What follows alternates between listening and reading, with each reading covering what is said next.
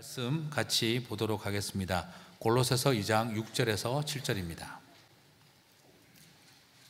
같이 한 목소리로 읽도록 하겠습니다. 그러므로 너희가 그리스도 예수를 주로 받았으니 그 안에서 행하되 그 안에 뿌리를 박으며 세움을 받아 교훈을 받은 대로 믿음에 굳게 서서 감사함을 넘치게 하라. 오늘 제가 지금 약간 여러분 오늘 캄한 이유가 좀 있는데요. 제가 지금 얼굴에 이렇게 구안화사가 좀 와서 벨리스 펄스라 그러죠. 말이 좀 잘 안 됩니다. 그래도 오늘 마음은 입은 삐뚤어져도 말씀은 똑바로 전한다 하는 항상 그런 마음으로. 문제는 제가 지금 웃기가 어려워요. 웃으면 비웃음이 됩니다. 그래서 제가 오늘 그냥 무표정하게 좀 설교를 할 테니까 화가 나서 저러나 보다 절대 그렇게 오해하지 마시기 바라고요. 또 그렇다고 지금 또 저 화면만 뚫어져라 쳐다보면 어디가 돌아갔는지를 찾기 위해서 애를 쓰는데 또 관심을 집중하지 마시고 말씀을 듣는 일에 집중해 주시기를 바랍니다. 자, 새 표가 이 Anchoring and Platforming이라는 타이틀로 시작을 합니다. 주 안에 머무르고 세상에 보냄받은 성도라는 것, 우리가 선교적 교회라고 하는 본질적 부르심에 응답하는 삶이 되었으면 하는 마음으로 올해 강조점을 앵커와 플랫폼에 좀 두고 있습니다. 자, 이 앵커라는 뜻도 여러 뜻을 가지고 있고 플랫폼이라는 뜻도 여러 뜻을 가지고 있는데요. 사실 영어 단어가 잘 아시다시피 뜻이 여러 개가 있잖아요, 그죠? 그러다 보니까 저처럼 이렇게 1세들은 좀 어려워요, 이게. 제가 미국 처음 와서 아이케아에 가서 침대를 사러 갔는데 2층 침대를 순간 영어로 뭐라고 해야 되는지를 모르겠더라고요. 그래가지고 I'm looking for a kind of bed that composed double floors 막 이런 식으로 말도 안 되는 콩글리시를 막 하니까 걔가 you mean bunk bed? 이러니까 maybe 했더니 가르쳐 주더라고요. 그래서 찾아갔더니 제가 원하는 게 또 아isle 넘버, 빈 넘버가 없는 거예요. 그래가지고 이거 어떻게 하면 가져갈 수 있냐 그러니까 얘가 do you wanna sleep? 이러는 거예요. 내가 하는 슬립은 미끄러지는 건데 그리고 슬리퍼밖에 없는데 이 슬립은 도대체 뭐냐. 그래서 what is sleep? 이러니까 얘도 하더니 이렇게 컴퓨터로 쳐가지고 쭉 뽑아내더니 this is a sleep 이러더라고요. 그래서 가만히 보니까 그래가지고 집에 와서 사전을 찾아보니까 밑에 4번째인가 5번째에 전표, 중문장 뭐 이렇게 돼 있더라고요. 한국에서 왔던 저로서는 그게 도대체가 이 슬립이 처음에 굉장히 처음부터 당황했었죠. 자, 이처럼 이 앵커와 플랫폼이라는 단어도 한 뜻이 한 4가지 이상씩 다 있습니다. 근데 그 뜻들이 우리가 지향하고자 하는 이 선교적 교회의 모습을 잘 묘사해주는 함축적인 뜻이라는 걸 발견할 수가 있었습니다. 그래서 이번에 한번 좀 많이 사용해 보려고 합니다. 오늘 재직 세미나에 오면은 한 7가지 뜻을 제가 좀 나누려고 하고요. 이제 앞으로 한 2달 동안 뜻 하나씩 좀 살펴보도록 하겠습니다. 먼저 이 앵커는 우리가 알고 있는 닻이죠. 배가 정박할 때 사용하는 닻을 말합니다. 자, 그런데 이 항구에서 배가 안정적으로 있을 수 있도록 도와주고 또 흔들리고 떠내려가지 않도록 물길에 서 있을 수 있도록 해주는 것이죠. 그래서 앵커가 있는 곳은 출발점이고 동시에 앵커가 있는 곳은 도착점이라는 것을 우리는 알 수가 있습니다. 송구영신 예배 때도 제가 말씀을 드렸습니다만 예수님은 계시록에서 자기 자신을 알파와 오메가라고 분명하게 말씀하셨어요. 그게 바로 처음과 마지막이요 시작과 마침이라고 설명을 하셨죠. 이것은 바로 요한계시록에서 예수님께서 당신을 알파와 오메가라고 한 것은 바로 예수님이 창조주이면서 동시에 재림주라고 하는 것을 정확하게 밝히고 있다는 것이죠. 내가 시작이고 끝이라는 거죠. 예수님은 성경의 역사의 중간에 잠시 등장한 존재가 아니라 바로 나는 성경 전 역사의 창조주이며 재림주라는 것을 드러내고 있다라는 것입니다. 그리고 또한 여기서 쓰여진 표현들이 처음과 마지막이라는 표현은 이 헬라어의 특징상 사건의 시작과 사건의 끝을 말합니다. 우리가 마치 예배를 시작하고 예배가 끝난다 하는 것이죠. 그리고 입구에서 들어가서 출구로 나간다 하는 것처럼 시작과 끝이 우리가 정확하게 볼 수 있는 것들을 말하는 것이고요. 그리고 뒤에 나오는 또 시작과 마침이라는 표현은 오히려 이 헬라인들이 철학에서 많이 사용하는 단어인데 그게 바로 뭐냐면 unlimited, 무제한성에서의 기원이고 그리고 무제한성의 목적이라는 거예요. 그래서 이 말은 동시에 두 가지를 가지고 있는 것이죠. 바로 우리가 눈으로 보는 시간과 공간의 시작과 끝이시면서 동시에 뭐라는 것입니까? 현실계의 시작과 끝이면서 동시에 초월계의 시작과 끝인 존재다. 무슨 뜻입니까? 우리의 사건과 우리의 시간 속에서의 시작과 끝이면서 동시에 영원의 시작과 영원의 끝이라는 것을 우리들에게 보여주고 있다는 것이죠. 자, 이런 의미에서 우리 모두가 다 새해를 시작할 때 저와 여러분의 시작과 출발점이 오직 예수님이 되시기를 주님의 이름으로 축복합니다. 그래서 이 2018년 새해에는 예수님으로 시작해서 예수님으로 동행하고 그리고 예수님과 함께 마치며 승리하는 한 해가 되시기를 주님의 이름으로 축복합니다. 사실 올해 표를 오래전부터 준비했기 때문에 앵커링으로 시작하기 위해서 그래서 성탄절 때부터 제가 계속해서 송구영신 예배까지 모든 근원과 출발이 예수 그리스도에게 있어야 한다는 바로 그 삼위일체에 대한 신앙을 계속해서 설교를 했던 이유도 같은 맥락입니다. 우리의 믿음의 항해는 예수 그리스도 안에 닻을 내리고 예수 그리스도와 동행하고 예수님과 함께 승리하는 마무리를 향해야 될 줄 믿습니다. 여러분, 물질에서 출발하지 마시고 사람 의지하지 마시고 또 새해의 시작과 끝이 세상의 것이 되지 않도록 우리가 했으면 좋겠습니다. 내 마음의 첫 단추 그리고 마지막 단추가 예수 그리스도 안에서 시작되고 마무리되시기를 주님의 이름으로 축복합니다.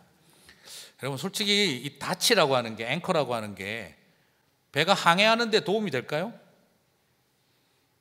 이 앵커가 배가 항해하는데 앵커가 도움되는 것은 전혀 없습니다. 무겁기만 하고 그게 배의 속도를 높이는데 아무런 도움을 주지도 않습니다. 여러분, 그 배 안에서 가장 질기고 가장 두껍고 가장 무거운 줄이 뭡니까? 닷줄이에요. 그 배에서 가장 무거운 쇳덩어리가 뭐겠습니까? 그게 닻입니다. 앵커입니다. 사실은 그 배가 항해하는 데에는 그 닻은 하는 역할도 없고 그리고 그것이 어떤 힘도 가지고 있지 않고요. 오히려 무게만 되지 그게 항해길에 도움되는 건 아니에요. 그런데 너무 희한한 것은 바람을 이용하던 범선이 있던 돛이 달려있던 그 시대에도 그리고 지금은 엔진이 바뀌어서 원자력으로 돌아가는 배가 나왔던 닻은 아직도 건재하고 있습니다. 배가 가는데 그것이 그 줄이 쇠줄로 바뀌었을 뿐이지 여전히 닷줄은 존재하고 있고 닻은 존재하고 있습니다. 배가 가는데 아무런 도움을 주지 못하는 닻이 왜 그렇게 중요한 걸까요? 의미를 한번 생각해 봅니다. 그 닻은 오히려 이 배가 어디에서 시작되어졌고 그리고 이 배는 어디에 가서 멈출 것인지를 결정하는 상징과 같은 것입니다. 항해의 기원이고 항해의 목적과 같은 것이죠. 출발지의 흙덩어리와 바닷물을 가지고 그리고 도착지에 모래와 물이 섞이게 하는 자리에 내리는 곳. 그래서 이 닻은 이 배가 어디에서 출발했고 이 배는 어디에서 멈출 것인지를 보여주는 상징적인 존재와 같습니다. 저는 영적인 의미도 비슷하지 않을까 생각을 해봅니다. 나는 어디에서 출발했는가? 내 인생과 내 믿음의 항해 속에 이 닷줄은 아무런 역할을 하고 있지는 않지만 나는 어디에서 이 배를 출발했고 나는 이 배를 어디에서 멈출 것인지를 보여주는 상징과 같은 존재라는 것이죠. 그렇습니다. 나의 출발점은 어디며 나의 종착점은 어디인가? 모든 성도들은 각자 나름대로의 출발과 도착지 다 다릅니다. 그런데 여러분, 하나님의 백성들은요, 장소로 물으면 출발지와 도착지가 다르지만 그러나 누구냐고 물으면 출발점과 도착점은 같습니다. 제가 목사로 살아가든 선교사로 부르심을 받았든 평신도로 받았든 우리의 출발점이 누구냐라고 묻는다면, 도착점이 누구냐라고 묻는다면, where를 묻는 것이 아니라 whom을 묻는다면 그것은 바로 예수님이 시작이고 예수님이 종착점이라는 것이죠. 저와 모두 우리가 지금도 달려가고 있지만 나는 어디에서 어디로 가느냐라는 질문만큼이나 나는 누구에게서 누구를 향해 가고 있느냐라는 질문을 더욱 던지시게 되기를 바랍니다. 어디냐고 물으면 모두 다르지만 누구냐고 물으면 우리는 다 같은 출발점과 도착점을 가지고 있는 것이죠. 여러분, 닻을 잘못 내리면요, 어떤 엔진을 가지고 있고 어떤 힘을 가지고 있고 어떤 멋진 것으로 꾸민 배라 할지라도 닻을 잘못 내리면 아무것도 할 수가 없습니다. 그래서 어디에, 아니 누구에게 닻을 내릴 것이냐 하는 문제는 뱃사람들보다 성도들이 더욱 신중해야 합니다. 오늘 그래서 저는 여러분이 예수 그리스도 안에서 온전히 anchored 되어지는 하나님의 백성들이 되시기를 주님의 이름으로 축복합니다. 그러면 예수 그리스도 안에 닻을 내린다는 삶을 오늘 두 가지로 설명을 하고 있는데, 이 두 가지를 한번 좀 나눠보도록 하겠습니다. 첫 번째는 예수 그리스도 안에 닻을 내린다는 삶은 바로 예수님을 구주로 주로 받는 삶을 말합니다.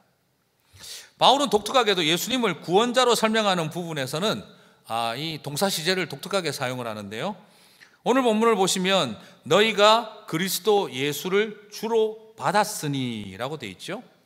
자, 영어 번역들이 대부분이 다 현재 완료형으로 번역을 하고 있습니다.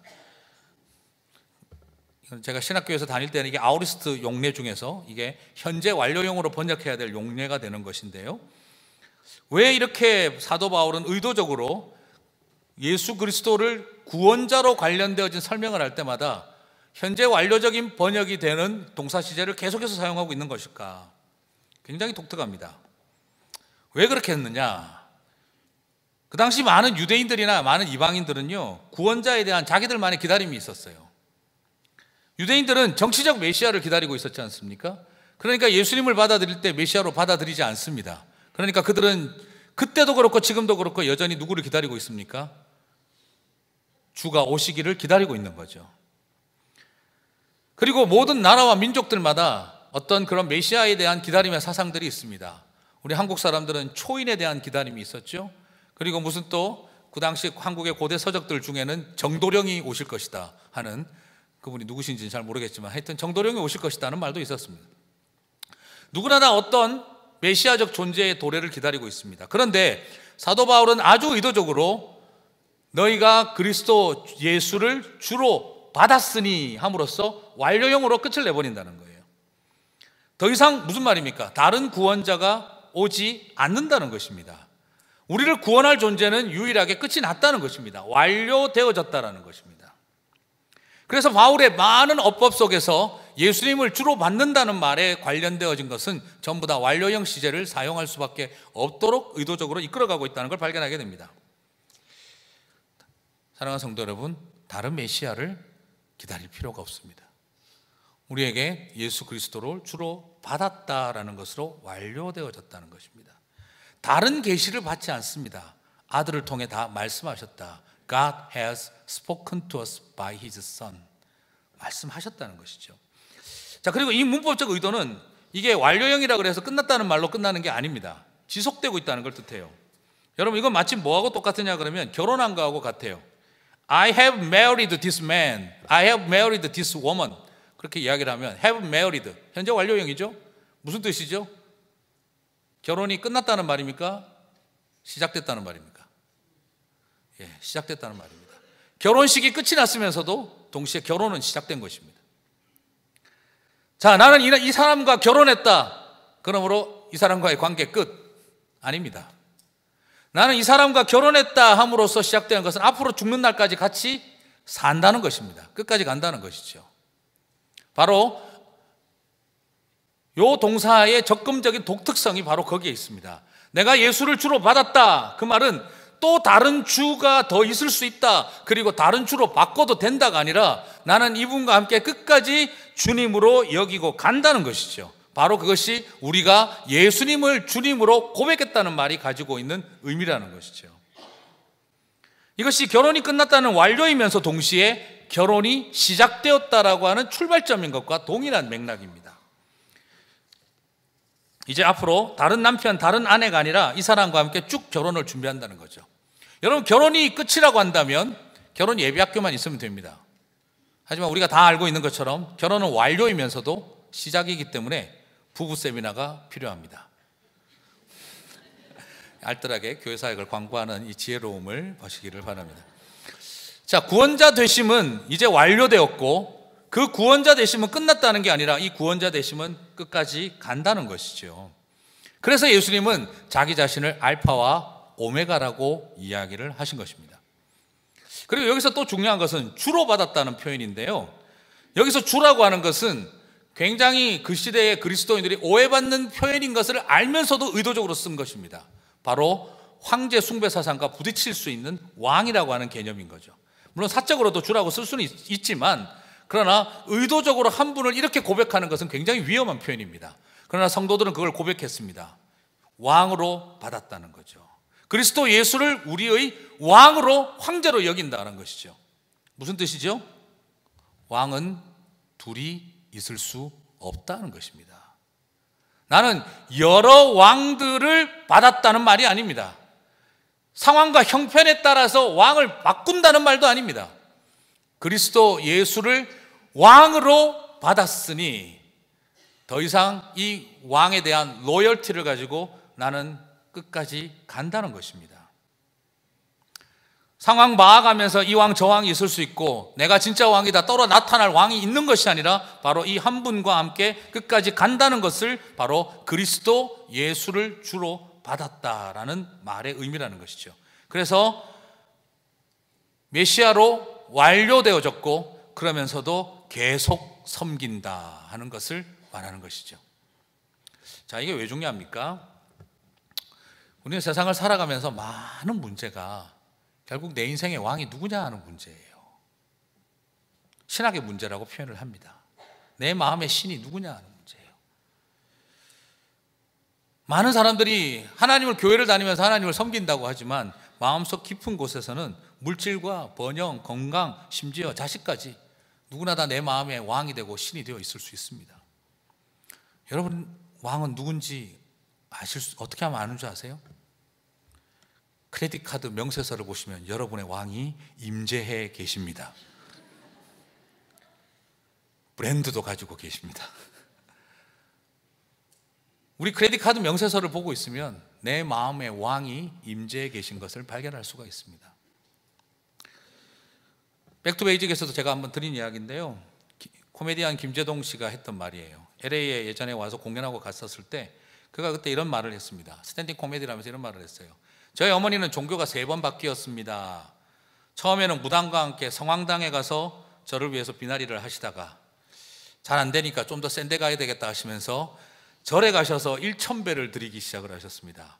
그러다가 또 좀 안 된다 싶으시니 더 센 데 가셔야 되겠다고 하시면서 교회를 가셔가지고 1000번제를 드리는 예배를 드리고 계십니다. 그런데 말입니다, 저희 어머니의 종교는 3번째지만 어머니의 신은 한 번도 바뀐 적이 없습니다. 그건 바로 하나 있는 아들 이재동입니다. 제가 어머니에게 신이고 어머니의 부처고 어머니의 하나님이라는 걸 제가 발견했습니다. 그 이야기를 하는데 제가 띵 한 대 맞은 것 같았어요. 우리의 마음속에 우리가 많은 종교적인 형식들을 만들어가고 있지만 우리의 마음속에는 자식이 왕이고 우리의 마음속에는 돈이 하나님이고 우리의 마음속에는 번영이 하나님이고 그렇게 살아갈 수 있는 인생이라는 거예요. 여러분, 그래서 내 마음에 가지고 있는 그 상처와 욕망과 야망과 굶주림과 이런 것들이 만들어 놓은 내 마음속에 있는 갈망들이 때로는 하나님의 모양인 것처럼 스스로 속이고 살아가지만 그것이 훨씬 더 세게 역사할 때가 많다는 것입니다. 나의 구세주는 여전히 하나님인 듯하고 예수님인 듯하고 있지만 사실은 완전히 다른 왕을 가슴속에 모시고 살고 있다는 것이죠. 나만의 왕, 나만의 구세주를 만들어 가고 있습니다. 그리고 수많은 구세주들이 지금 스스로 일어나고 있기도 합니다. 하지만 꼭 기억하셨으면 좋겠습니다. 너희가 그리스도 예수를 주로 받았으니 이제는 더 이상 다른 왕이 없고 다른 메시아가 없다는 것, 그리고 완료되었으며 그리고 그 완료는 끝까지 간다는 것, 이것의 독특성을 이해하신다면 예수님이 왜 스스로를 알파와 오메가라고 하셨는지를 우리는 이해할 수가 있습니다.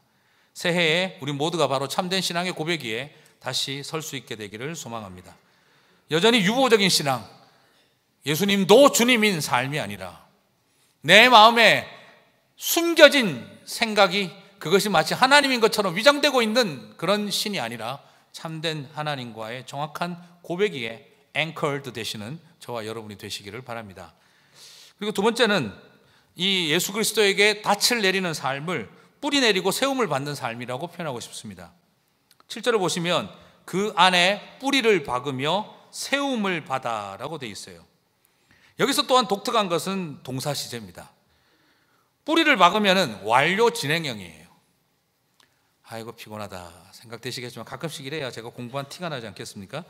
그래서 그렇게 여겨주시고, 그래도 신학교 다니면서 고생했는데 써먹어야죠 한 번씩. 자, 뿌리를 박으며 완료 진행형이에요. 이게 뭘 말하느냐? 뿌리를 내리는 일은, 예수 그리스도 안에 뿌리를 내리는 일은 완료형이면서 동시에 뭐라는 거죠? 진행형이라는 거예요. 아주 독특한 이 바울의 기법이 있습니다. 여러분 생각할 때 뿌리는 한 번 내리면 끝입니까? 일단 자리 잡는 데는 맞아요, 그죠? 그런데 한편으로는 또 아니죠, 그죠? 뿌리를 계속해서 자랍니다. 나무는 위로만 자라는 게 아니라 나무는 아래로 자랍니다. 뿌리는 한 번 내리고 완료하는 것이 아닙니다. 가지를, 줄기가 자라고 가지를 뻗고 잎사귀가 나고 열매를 맺으려고 하려면 보이지 않는 뿌리 내림은 계속해서 일어나야 하는 것이죠. 그래서 이 뿌리를 내린다는 것은 완료형이면서 동시에 분사구문 형태의 진행형이 되는 것입니다. 예수 한번 믿으면 다 된다가 아닙니다. 이것은 과거에도 완료되면서도 진행형이었고 지금도 계속 이어져 오는 영향력이라는 것이죠. 그래서 예수 한번 믿으면 다냐? 아니다 이 말이에요. 그냥 내가 한번 세례받을 때 신앙 고백했으면 뿌리 다 내린 거냐? 그렇지 않습니다. 여러분, 뿌리가 진행형으로 자라지 않으면 그 나무는 죽은 것입니다. 뿌리가 멈춰버렸다, 무슨 뜻입니까? 줄기도 곧 죽을 거다 이 말이죠. 그러므로 뿌리는 과거 완료형으로만 남아서는 안 되는 것입니다. 뿌리는 완료형이면서도 진행형이라고 하는 독특성을 유지할 수밖에 없는 것이지요. 그러므로 여러분의 신앙의 뿌리가 이미 나는 다 멈췄다라고 생각한다면 대단히 죄송하지만 이제 죽었다는 뜻입니다. 많은 분들이 한 가지 안타까운 것은 아유 나는 이제 그만 배워도 됩니다, 안 배워도 됩니다, 죽어가고 있다는 뜻입니다. 뿌리가 영양분을 먹지 않고 영양분을 찾아가기 위해서 움직이지 않고 있다. 그것은 뭘 뜻하느냐?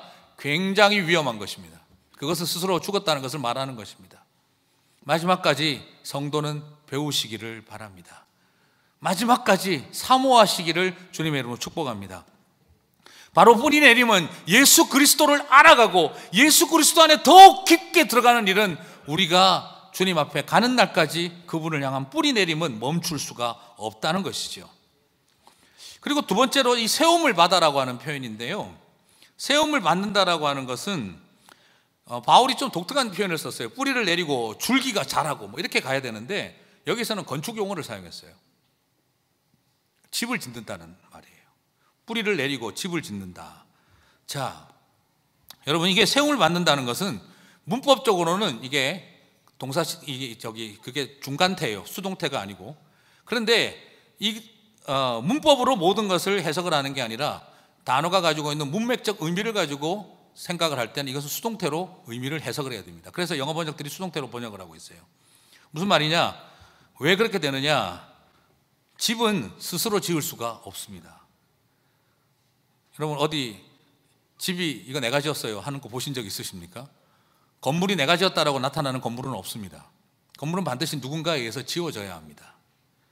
그래서 오늘 여기서 나타나는 의미상의 개념은 바로 뭐냐면, 바울은 나무가 자란다 해버리면 그냥 자란다가 될 텐데 여기에서는 피동적 의미를 가질 수밖에 없는 건물을 세움을 받는다라는 표현을 사용을 하고 있습니다. 무슨 뜻일까요? 우리가 뿌리를 내려가는 일은 우리 자신이 어쩌면 끊임없이 펼쳐가야 할 일이런지 모르겠지만 그러다 보면 또 오해가 일어나는 거죠. 이건 마치 내가 다 신앙생활하는 것처럼. 그렇지 않다는 것입니다. 우리의 신앙은 세움을 입어야 한다는 것이죠. 하나님의 은혜로만 된다는 것을 놓아서는 안 된다는 것입니다. 은혜로 산다는 것, 하나님이 세우신다고 하는 그 은혜로 살지 아니하고서는 우리는 아무것도 할 수 없다는 것이라는 거죠. 우리에게는 능동적인 삶처럼 뿌리 내려가는 일도 필요할 것이고, 그러나 하나님의 은혜로 말미암아 세움을 받는 과정이 있을 때, 그 균형이 있을 때 그것이 바로 예수 그리스도 안에 온전히 거하는 삶이 된다는 것을 보여주고 있다는 것이죠. 우리 나름대로 다 능동적으로 살고 있고 또 하나님의 은혜로 사는 것들이 있습니다. 그런데 우리의 문제는 뭐냐? 이게 잘 구별을 못하고 있다는 거예요. 능동적으로 해야 할 일은 하나님이 안 도와주신다고 힘들어하고, 하나님에게 맡겨야 될 일은 내가 두 주먹 쥐고 하겠다고 나서고 있다는 것이죠. 굉장히 어려운 부분이 바로 이 점입니다. 내가 할 수 있는 일이라면 어떤 희생을 치르고 아픔을 가지고 결단을 하고 선택해야 할 일은 하나님이 왜 안 도와주시냐고 미루고 있고, 하나님에게 전적으로 맡겨야 될 일은 내 새끼는 내가 책임진다 하는 마음으로 붙들고 있을 때, 이것이 우리가 잘못된 선택을 하고 있다는 것이죠. 우리는 누구나 다 능동적으로 살고 있고 하나님의 은혜를 덧입으며 살려고 애를 쓰고 있는데, 문제는 내가 해야 할 일과 하나님의 은혜가 필요한 일을 잘 구별하지 못한다는 것입니다. 사랑하는 성도 여러분, 새해 가운데 능동해야 할 일을 능동하시고, 그리고 은혜로 덧입어야 할 일은 은혜로 덧입는 한 해가 되시기를 주님의 이름으로 축복합니다. 하나님의 맡기고 기도할 일인지, 내가 어떤 희생을 치르고서 내가 해야 할 일인지를 구별할 수 있는 지혜가 넘치시는 한 해가 되시기를 축복합니다. 그리고 이 뿌리 내리고 세움 받는 일은요, 약간의 묘한 차이가 있지만, 능동적인 측면과 수동적 측면이 긴장이 있지만, 근데 이 두 가지의 공통점이 있어요. 그건 뭐냐면 둘 다 진행형이라는 겁니다. 그리스도 예수 안에 뿌리를 내리는 것도 진행형이고, 세움을 입는 것도 진행형이에요. 여러분, 뿌리가 완료형으로 끝나버리면 죽은 것인 것처럼, 세움을 받는 것이, 건물이 지어지는 것이 중간에 그만둬버리면 그건 폐가고 흉물입니다.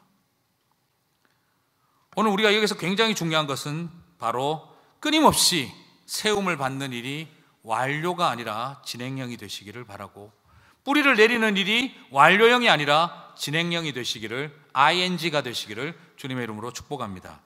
자라고 깊어지고 성숙해져가고 주님의 몸으로 세워져가는, 하나님의 교회를 세워가는 그 일에는 완료형은 존재하지 않습니다. 그것은 진행형으로 이어져야만 하는 것이죠. 개인이든 목장이든 교회든 나라와 민족이든 뿌리 내리고 예수 그리스도 안에 뿌리 내리고 그리고 세움 받는 일은 멈추지 않는 진행형, 그래서 언리미티드의 그 진행형이라는 것을 꼭 기억하시게 되기를 바랍니다. 자, 이제 말씀을 맺겠습니다.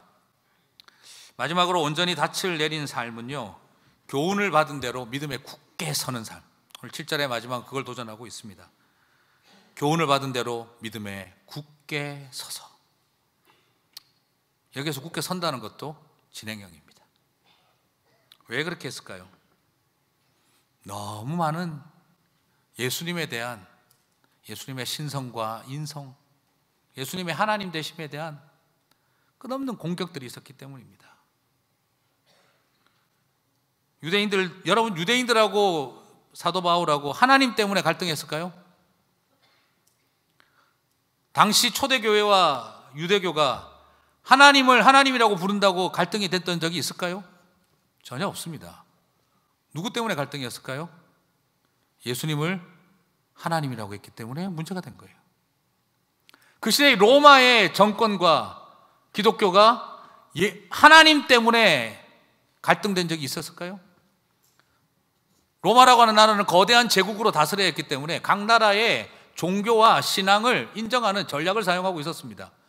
유대교 한 번도 괴롭히지 않았습니다. 그런데 왜 예수를 믿는 기독교인들을 그렇게 많이 죽였을까요? 하나님 때문에 생긴 이야기가 아니라, 하나님이라고 불렀기 때문에 문제가 생긴 게 아니라 예수님을 왕이라고 불렀기 때문에 문제가 됐던 것입니다. 오늘 우리가 여기서 발견하게 되는 것은 그 시대의 이방인들도, 로마인들은 예수님을 왕이라고 하니 용납할 수가 없는 것이고, 유대인들은 예수님을 하나님이라고 하니 용서를 할 수가 없는 것입니다. 그래서 끊임없이 예수님에 대한 공격은 멈추지 않고 일어났던 것이죠. 그래서 바울이 전도하던 그 시대에 예수 그리스도에 대한 공격과 예수 그리스도를 왜곡하고 그리고 약화시키려는 엄청난 시도들이 많이 있었습니다. 그래서 사도 바울도 그랬고, 베드로도 그랬고, 유다도 그랬고, 그리고 요한도 그랬고, 예수님이 하나님 되신 것을 증거하는 일, 육을 입고 오셔서 하나님의 아들이 되셨고 그분이 하나님이신 것을 증거하는 일에 대해서는 굉장히 강렬하게 도전했던 것이죠. 그래서 오늘 읽지 않았던 본문인 2절에서 4절 그리고 9절을 한번 읽어보겠습니다. 앞에 나오는 내용들. 이는 그들로 마음의 위안을 받고 사랑 안에서 연합하여 확실한 이해의 모든 풍성함과 하나님의 비밀인 그리스도를 깨닫게 하려 함이라. 그 안에는 지혜와 지식의 모든 보화가 감추어져 있느니라. 내가 이것을 너희에게 말하면 아무도 교묘한 말로 너희를 속이지 못하게 하려 함이니. 너무 많은 예수님에 대한 도전들이 많다 보니까 사도 바울은 끝까지 그걸 가르쳤어요. 예수 그리스도만이 하나님의 비밀이라는 것 명확하게 정관사를 사용해서 밝히고 있습니다. 그리고 그것을 통해 흔들리지 말라는 거죠. 그래서 9절에서 한 번 더 밝힙니다. 그 안에는 신성의 모든 충만이 육체로 거하시고. 지금도 마찬가지입니다. 예수님을 격화시켜야 합니다. 수많은 이단 종파들도 있고 우리 시대의 학문들도 예수님에 대해서 가장 우습게 만들어 놔야 합니다. 그래서 동정녀 탄생이든 뭐든 죽음과 부활이든 그 모든 것들이 다 유치한 신화와 같은 이야기로 만들어 놔야 되는 것이죠. 하지만 저는 더 큰 문제가 있다고 생각합니다. 외부가 문제가 아닙니다. 우리 자신들이 더 문제입니다. 이 땅을 살아가는 젊은이들이 영어로 욕을 한다고 예수님의 이름을 떠올린다고 홀리를 사용한다고 그게 문제가 아닙니다. 우리 자신에게 과연 정말 예수님은 우리가 왕으로 받았는가? 우리에게 정말 예수님은 우리 안에 우리가 뿌리를 내리고 그분에게 절대 가치를 부여하고 살아가고 있는가? 정말 우리가 예수님을 주로 받았을까요? 나의 왕으로 여기고 있는 걸까요?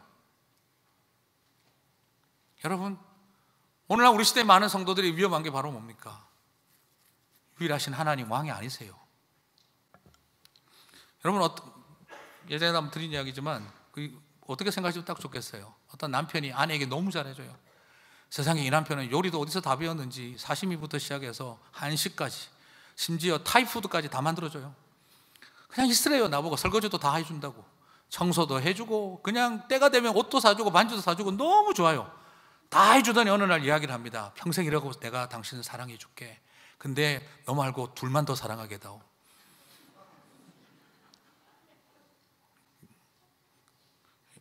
할렐루야 하시겠습니까? 오늘날 우리 안에 있는 가장 위험한 문제는 바로 뭐냐? 우리의 주가 아니신 거예요. 주로 받았다라고 하고 있는데 교리적으로 받았을 뿐 내 삶으로 고백하지 않았다는 것이죠. 우리가 살아가면서 지금 살아가는 우리의 모습, 내가 이것을 결정하고 내가 이것을 판단하고 이것으로 방향을 찾고 이것으로 결정하고 노래하고 이것 때문에 갈등하고 이것 때문에 부딪히고 이것 때문에 용서 못하고 사랑하지 못하고 부딪히고 살아가는 수많은 것들을 한번 바라보실 때마다 정말 예수님이 왕이라면 그게 과연 합당한 일일까? 물론 다양한 견해 차이와 생각의 차이는 존재할 수 있지만, 그러나 우리의 모습을 바라보고 있다고 한다면 정말 나에게 있어서 예수님은 주로 받아진 존재인가? 우리는 그 질문 앞에 심각하게 서지 않을 수가 없다는 것입니다. 여전히 내가 주인 노릇하고 있습니다. 이단들이 예수님을 격화시키는 건 교리적인 관점이지만 성도들이 예수님을 격화시키는 것은 삶의 실제에 있어서 예수님을 바닥에 떨어뜨리고 있는 것이죠. 그래서 초대교회 교부들은 그렇게 말했습니다. 이 세상에는 교회 밖에는 교리적 이단들이 있고 교회 안에는 삶의 이단들이 우리 안에 있다. 무슨 말입니까? 교리가 문제가 아니라는 거예요. 오히려 우리 안에 삶이 무너져 있고 예수에게 뿌리 내리지 않고 그리고 세움을 받지 않은 사람들이, 그것이 더 무서운 교회를 파괴하는 존재들이다 하는 것을 고백하고 있는 것이었습니다. 그래서 초대교부는 그렇게 말한 것입니다. 사랑을 말로 하고 실천하지 않는 것이 이단이다. 그 말은 바로 교리를 말하는 것이 아니라 삶을 말하는 것입니다. 사랑하는 성도 여러분, 우리가 배운 것으로는 예수님이 왕이라고 말하고 있으나 삶으로는 다른 이가 여전히 왕인, 아니 여러 왕들을 두고 있고 상황에 따라 바꿀 수 있다고 한다면 그건 이미 왕이 아닙니다. 그러므로 교훈을 받은 대로 믿음에 굳게 서시기를 주님의 이름으로 축복합니다. 새해 예수님으로 출발하여 예수님으로 닻을 내리시게 되기를 바랍니다. 여러분의 영혼이 예수님으로 출발하여 닻을 내리시게 되기를 바랍니다. 새해에 온전히 앵커드 된 성도님들이 되셨으면 좋겠습니다. 선교사님 한 분이 말씀 마치는데요, 선교사님 한 분이 그런 이야기를 하시더라고요. 그 중앙아시아의 선교지에 가서 5년 동안을 무슬림 대상으로 사역을 했는데 한 명도 믿지 않을 만한 그런 상황에서 언어를 배우고 치열하게 사셨어요. 선교팀들이 방문해서 영상을 찍었는데 이런저런 이야기 나누다가 선교사님, 이제 소원이 뭐가 있으십니까? 우리가 소원 들어드릴게요. 소원이 뭐가 있으세요? 된장찌개 드시고 싶으세요? 한국 여행 가고 싶으세요? 아니면 어디 다른 데 어디 좀 갔다 오시고 싶으세요? 소원이 뭐세요? 그러자 그 선교사님 부부가 우리 소원이 하나 있는데 노래로 불러드릴게요. 그러면서 찬양을 시작하셨어요. 예수 더 알기 원함은 크고도 넓은 은혜라, 대속해 주신 사랑을 간절히 알기 원하네. 내 평생의 소원, 내 평생의 소원, 대속해 주신 사랑을 간절히 알기 원하네. 선교사님이 그거 몰라서 선교사 됐겠습니까? 구원의 확신도 없는데 선교사 돼서 알고 싶으신 거겠습니까? 그 땅에 가서 선교사로 있으면서 아직 신앙의 초보도 몰라서 그런 소원이라고 말했겠습니까? 죽는 날까지, 내 평생 죽는 날까지 내가 예수님의 십자가 사랑 더 알고 싶다.